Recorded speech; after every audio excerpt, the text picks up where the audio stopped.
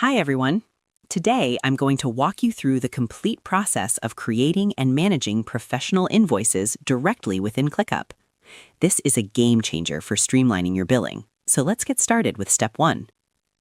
First, you need to access your workspace. Log into ClickUp and make sure you're on your home screen.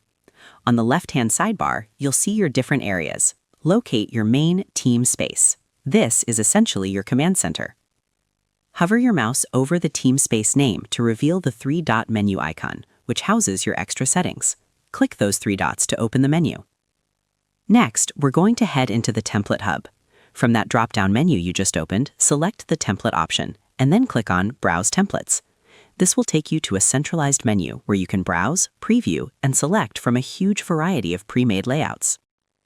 Now, let's find the right invoice. In the search bar at the top of the Template Hub, simply type the word Invoice. You'll see a searchable library of different styles appear. Take your time here. Click on the template previews to examine the different layouts. You don't need to know the exact style name yet. Just look for a structure that matches your business needs. Once you've found the perfect one, click the Use Template button. Once the template is loaded, it's time for customization. This is where you tailor the document to your brand. Start by giving the template a descriptive name, such as Client Invoice June 2024, so you can easily find it later.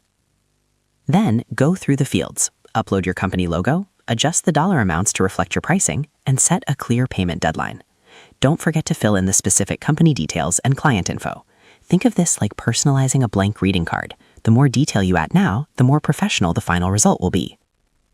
The final step is activation. After you finished your edits, click Use Template once more to activate this customized version.